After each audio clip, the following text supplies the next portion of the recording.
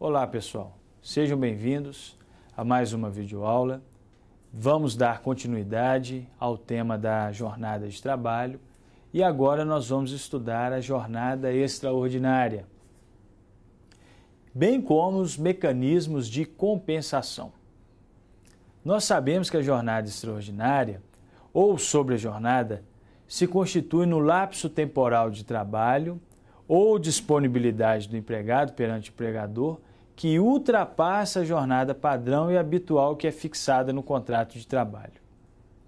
A Constituição de 88 tratou do tema em 3 incisos lá no artigo 7º. Vamos colocar aí para vocês. O inciso 13, que coloca a duração do trabalho normal não superior a 8 horas diárias e 44 semanais, facultada a compensação de horários e a redução da jornada mediante acordo ou convenção coletiva de trabalho. O inciso 14, jornada de 6 horas para o trabalho realizado em turnos ininterruptos de revezamento, salvo negociação coletiva. E o inciso 16, remuneração do serviço extraordinário superior no mínimo em 50% a do normal. O professor Maurício Godinho Delgado vê a existência de 2 tipos de sobrejornada. O primeiro, ou a primeira, é a sobrejornada suplementar por acordo de compensação, que estaria indicada no inciso 13. E a sobrejornada extraordinária, simples, indicada no inciso 16, já que ali eu menciono o pagamento com o adicional. A Constituição de 88 não tratou da jornada suplementar por acordo bilateral ou coletivo, situação que vem indicada no artigo 59, lá no caput da CLT. Vamos a ele. A duração normal do trabalho poderá ser acrescida de horas suplementares em número não excedente de 2, mediante acordo escrito entre empregador e empregado ou mediante contrato coletivo de trabalho. Por isso, é possível sustentar que a Constituição de 88 restringiu o trabalho extraordinário a situações excepcionais restritas, de forma que a hora extra só pode ser exigida mediante regime de compensação acordado por negociação coletiva, ou em situações meramente excepcionais. Essa é uma primeira ideia que eu estou lançando para vocês aí para a nossa reflexão. O professor Amaury Mascaro Nascimento não reconhece essa distinção entre sobrejornada suplementar por acordo de compensação e sobrejornada meramente extraordinária. Na minha visão, a distinção tem pouca importância prática. O que nós devemos analisar justamente, com maior cuidado, com maior dedicação, é o parâmetro instituído pela Constituição de 88, o que ela fala, e a adequação dos preceitos seletistas, que são anteriores a esta nova realidade que foi inaugurada com a nossa Constituição. Por enquanto, tenho me filiado à corrente que defende a não recepção do artigo 59, caput da CLT, pela Constituição de 88. Veja-se, deixe-me tentar defender essa ideia. A Constituição de 88, no artigo 7º, lá no inciso 13, vincula a compensação de horários e, nesse aspecto, só se pode compensar aquilo que se tem em excesso, ou seja, a hora extra, ao critério fiscalizatório e democrático da negociação coletiva. Vale dizer, precisamos de acordo ou convenção coletiva para se exigir a realização de horas extras. Nesse ponto, não seria possível ajustar a compensação de horários e a consequente realização de horas extras por acordo escrito individual, tal como estabelece o artigo 59, caput da CLT. Essa é uma linha de interpretação que vê a incompatibilidade do texto do caput do 59 com a Constituição, notadamente o inciso 13 do artigo 7º. Contudo, o entendimento majoritário, inclusive jurisprudencial, já simulado pelo TST, estou falando da súmula número 85, uma súmula muito cobrada em concursos públicos também, vem reconhecendo a validade ao acordo escrito para ajuste da compensação da jornada extraordinária. Reconhece validade ao acordo escrito. Nós vamos tratar disso mais adiante. Então, vamos tentar organizar a partir do que tem sido entendido pela jurisprudência, notadamente a súmula 85, mas deixando em aberto espaço para essa reflexão que eu pontuei com vocês quanto à recepção dos dispositivos seletistas. Dessa forma, eu vou traçar aqui uma linha que vai organizar as hipóteses em que se autoriza a exigência do trabalho extraordinário, ficando, repito, a ressalva quanto ao entendimento que, a partir da Constituição de 88, não há dúvidas de que o trabalho extraordinário precisa contar com prévia autorização de convenção acordo coletivo. E persiste também o debate quanto à obrigatoriedade de cumprimento das horas extras. Vale dizer, o empregado é obrigado a laborar em jornada extraordinária? Ele tem realmente que cumprir esta obrigação? Haveria possibilidade de resistência legítima diante de ordem patronal para o labor extraordinário? Ou seria recusa, não, eu não irei fazer as horas extraordinárias que você está me solicitando? Ou seria essa recusa entendida como ato de insubordinação ou de desídia? Vou tentar traçar o assunto aqui a partir de situações em que a jurisprudência e a doutrina vêm considerando lícita a exigência de horas extras. Sempre com a pequena observação, me gera um pouco de dificuldade defender que o empregado é obrigado a fazer trabalho extraordinário. O ajuste contratual não é para que ele trabalhe na jornada fixada contratualmente? Cumprida a jornada, ele pode ou não fazer hora extra.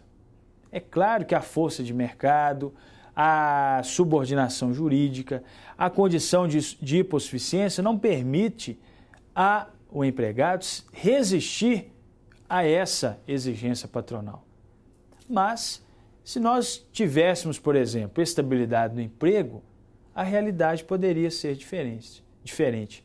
Esse direito de resistência, como é defendido pelo professor Márcio Túlio Viana, seria realmente efetivo. Mas, enfim, a primeira situação seria o trabalho extraordinário por motivo de força maior. Essa hipótese é tratada no artigo 61 da CLT, que coloca o evento de força maior como situação de necessidade imperiosa, fazendo com que, nestes casos, o empregado tenha o dever de laborar as horas extras, quando solicitadas, obviamente, pelo empregador. A força maior vem conceituada lá no artigo 501 da CLT, entendida como um evento imprevisível para o qual o empregador não concorreu direto ou indiretamente. Nós podemos aí encaixar as causas acidentais, os prejuízos e transtornos causados por eventos da natureza e que venham a sustentar, a exigir esse trabalho extraordinário. Neste caso, a CLT, vejam só, não prevê limite expresso para a jornada extraordinária. Quantas horas extraordinárias diárias neste caso? Ela não fala isso. Mas é imperioso a gente interpretar de maneira sistemática para se concluir pelo limite de, no máximo, 4 horas extras por dia, sendo razoável ainda defender que, na hipótese deste prolongamento tão exacerbado, sejam concedidos 2 intervalos de 1 hora para refeição e para descanso. Porque a jornada sairia da jornada padrão de 8 horas para até 12. E cuidado com o artigo 61, pessoal, porque ele estaria indicando não ser cabível a incidência do adicional de horas extras de no mínimo 50%, conforme a Constituição, nessa hipótese que nós estamos tratando. A CLT se omite quanto aos casos de horas extras por força maior, sendo necessário dar interpretação conforme a Constituição, aplicando-se normalmente o adicional previsto. A segunda situação são serviços inadiáveis ou cuja inexecução possa acarretar prejuízos manifestos ao empregador. Essa seria outra situação de obrigatoriedade no cumprimento das horas extras, também qualificada como de necessidade imperiosa. Necessidade imperiosa é a força maior, que nós falamos anteriormente, e a conclusão de serviços inadiáveis. Ela só se justifica pelo tempo necessário e quando a interrupção do trabalho resultar de causas acidentais e imprevisíveis que vão fazer com que seja imperioso, realmente necessário concluir o serviço naquele dia. O legislador indica que a jornada pode chegar a 12 horas, em clara referência à jornada padrão de 8 horas por dia. Se a jornada contratual é inferior a 8 horas, igualmente deve-se exigir apenas até 4 horas extraordinárias. O raciocínio é o seguinte: pode chegar até 8. Está no capítulo da duração do trabalho, cujo padrão é 8 horas. Perdão, pode chegar até 12. Se o padrão é 8 horas, eu posso chegar até 12, evidenciando que o número de horas extras é de no máximo 4. Se eu tenho uma jornada de 6 horas, o empregador continua podendo me exigir, nesta hipótese, apenas 4 horas extras. E atenção, porque o artigo 61 estabelece que o adicional de hora extra, nesse caso, conclusão de serviços inadiáveis, seria de 25%, trecho que é tranquilamente não recepcionado pela Constituição de 88. Novamente, nós vamos aplicar o adicional mínimo de 50%. E eu tenho a situação geral do trabalho extraordinário fora das hipóteses de necessidade imperiosa, fora do caso da situação de força maior e da conclusão de serviços inadiáveis. Esta, conforme eu disse, seria a situação geral para a exigência de horas extras, disciplinada no artigo 59 da CLT. Esse artigo estabelece no caput que a duração normal do trabalho poderá ser acrescida de horas suplementares em número não excedente de 2.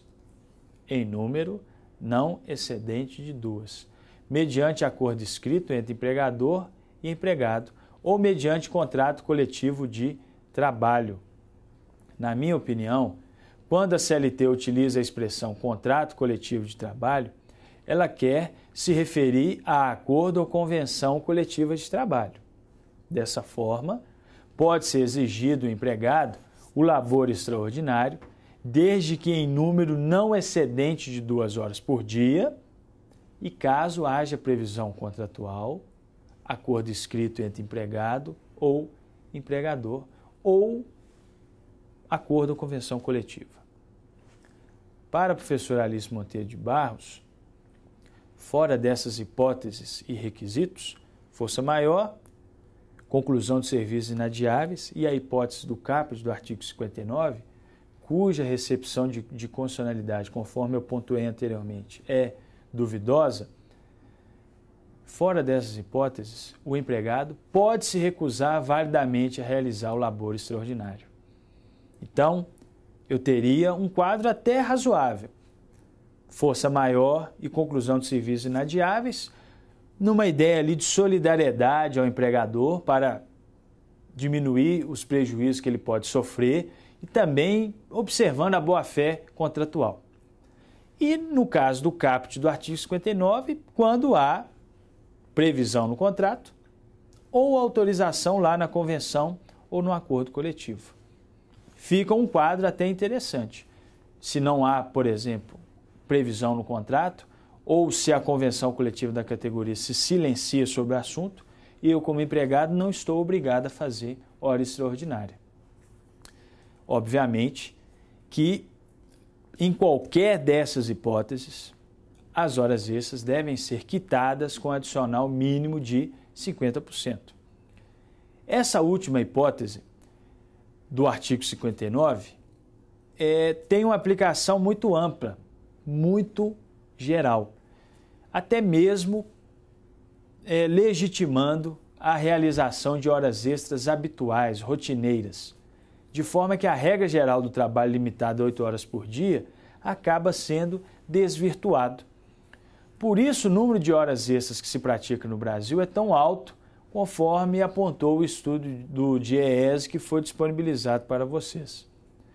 Temos que formar um posicionamento crítico sobre a manutenção do artigo 59 da CLT.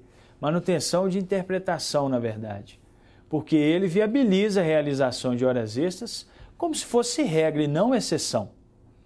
Nós não podemos nos esquecer que o artigo 59 traz um padrão de conduta ao empregador, vale a dizer, não exigir trabalho extraordinário superior a 2 horas por dia. Mas se a regra não for respeitada, será devido o pagamento da totalidade das horas extras laboradas, até mesmo para que não haja enriquecimento sem causa do empregador. Nesse sentido que nós temos a súmula 376 do TST, que vai aparecer para vocês aí. Horas extras, limitação, artigo 59 da CLT, reflexos. A limitação legal da jornada suplementar a 2 horas diárias não exime o empregador de pagar todas as horas trabalhadas. 2. O valor das horas extras habitualmente prestadas integra o cálculo dos haveres trabalhistas, independentemente da limitação prevista no caput do artigo 59 da CLT. Claro, não podia ser diferente. Essa súmula ainda esclarece que as horas extras habituais integram o cálculo dos demais haveres trabalhistas, como férias, 13º, aviso prévio, fundo de garantia, repouso semanal remunerado.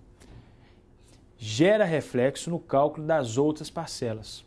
Nesse caso, nós devemos apurar a média simples do valor das horas extras, porque elas podem possuir ali uma projeção de variação conforme o mês, o que também vem preconizado em outra súmula, também bem cobrada por aí, que é a 347. Fiquem atentos também a essa súmula 347. Um outro entendimento jurisprudencial que se relaciona ao tema da jornada extraordinária e também é muito cobrado em concursos públicos é o da súmula 291. Ela trata da supressão das horas extras habituais.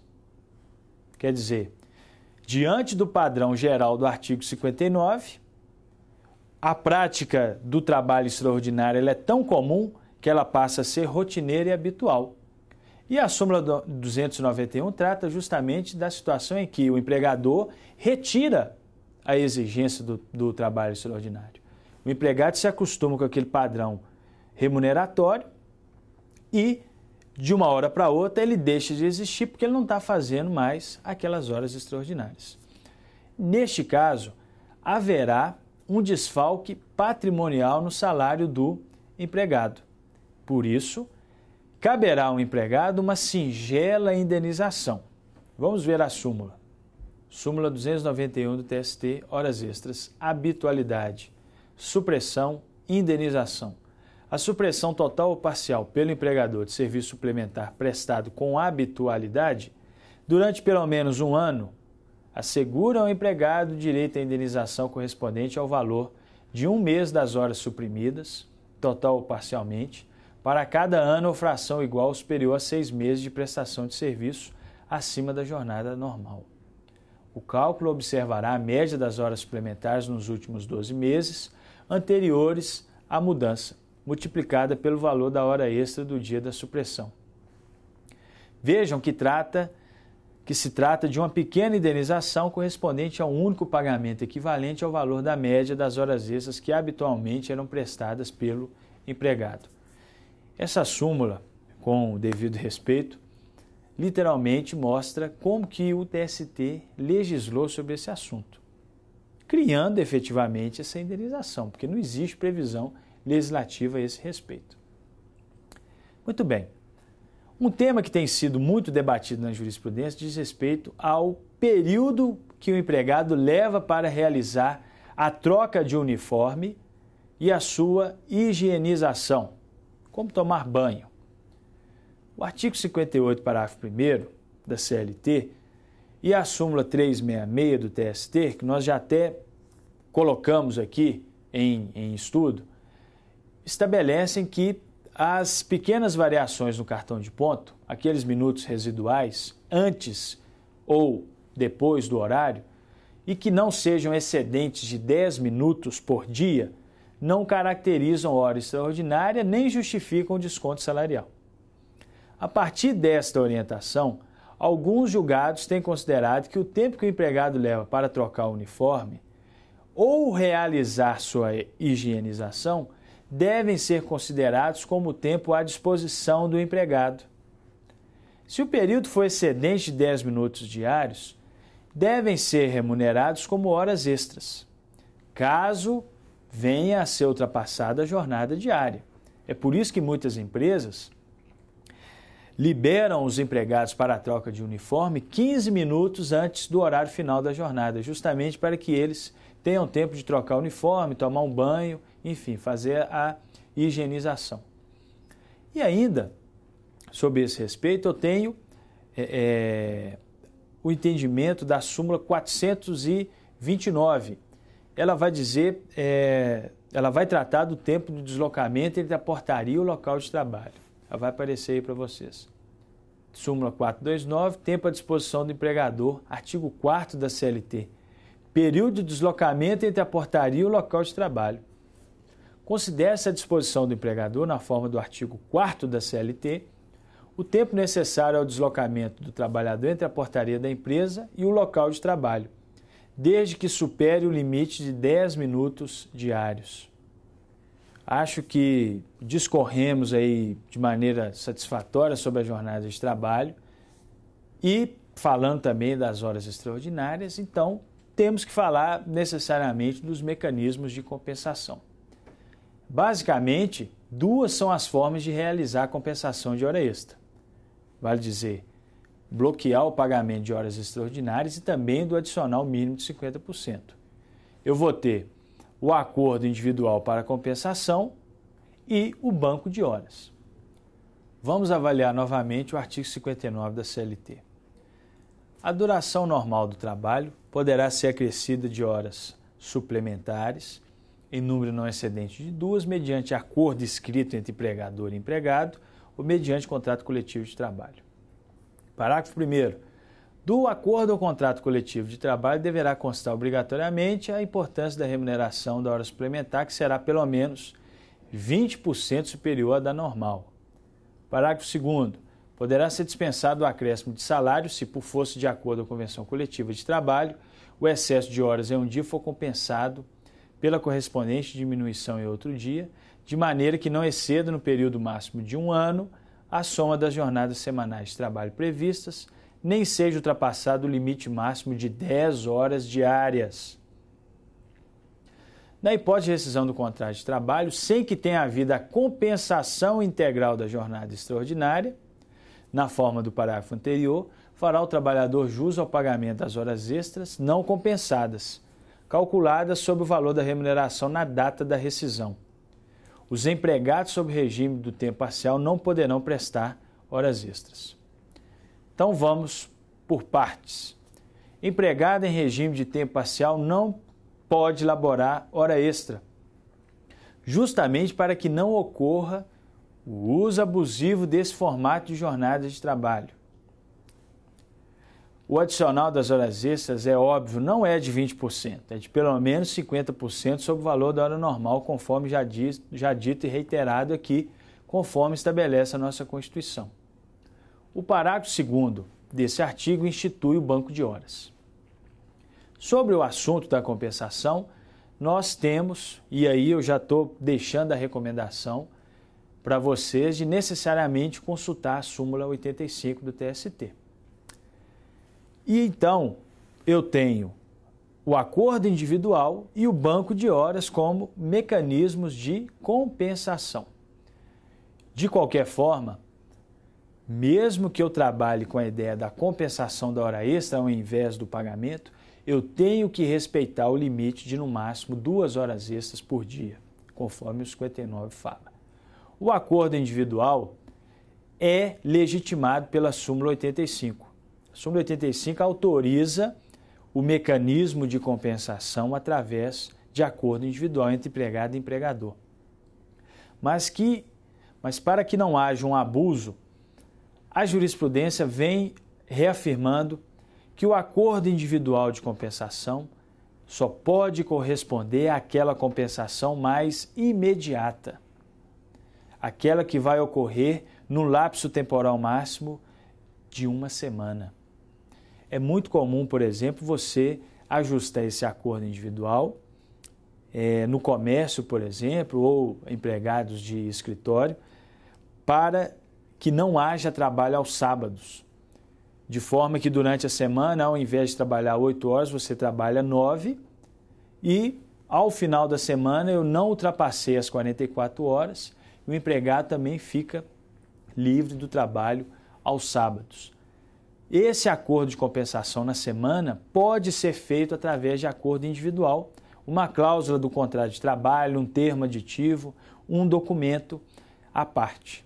É válido, mas eu não posso ajustar compensação por prazo maior através de acordo individual, porque seria o mesmo que ajustar banco de horas através de acordo individual.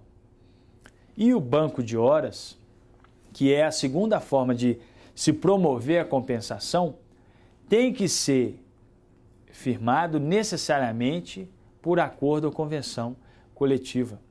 O problema do banco de horas é que ele acaba legitimando e autorizando o trabalho extraordinário no nosso país, porque as empresas ficam plenamente à vontade para exigir o trabalho extraordinário, porque sabe que não precisarão pagar por aquelas horas, nem pagar o adicional, desde que faça a compensação em momento posterior. Honestamente, eu não consigo enxergar o banco de horas como um mecanismo favorável ao empregado. Primeiro, porque eu não consigo enxergar que a hora extra seja algo favorável ao empregado. E segundo, que se houve o trabalho, o lógico, o que é colocado do ponto de vista da equidade é você realizar o pagamento e realizar um pagamento que seja superior, com um adicional, já que é um trabalho mais desgastante, porque eu já cumpri a minha jornada e eu já estou fazendo uma jornada suplementar. Mas o banco de horas, que foi instituído pela Lei 9.601 de 98, traz esse mecanismo de gestão empresarial para que o empregador não tenha custo, não tenha ônus quanto ao pagamento do trabalho extraordinário que ele recebe. Ele faz a compensação e ele tem um prazo fantástico para ajustar essa compensação, que é de até 1 ano. Quando o banco de horas foi instituído, o prazo de compensação era mais curto, era de 120 dias. Quando efetivamente ele foi inserido lá na CLT, ele foi colocado com um prazo de compensação de até 1 ano. Então, o empregador tem exatamente 1 ano para se organizar e para promover a compensação daquelas horas, significando aqui uma economia para ele quanto ao pagamento. Agora, o banco de horas, porque tem esse viés não favorável ao empregado, ele tem que ser fixado, tem que ser instituído necessariamente mediante autorização de convenção ou de acordo coletivo. E tem que se observar também o limite de horas extras diárias, 2. Não se pode exigir hora extraordinária superior a 2 horas para ser colocado no banco de horas, porque aí você descaracteriza o banco de horas. E atenção, lá na súmula 85, eu não me recordo agora o inciso, porque se a hora extra é habitual, ela também descaracteriza o acordo de compensação via banco de horas. O banco de horas, então, não poderia ser usado para se compensar horas extras que sejam habituais, de forma alguma. Muito bem, me despeço temporariamente de vocês e até a nossa próxima videoaula. Espero que tenham gostado aí da abordagem do assunto. Estudem bastante os materiais e as obras que estão na biblioteca, conforme indicado lá na orientação de estudos. Até logo.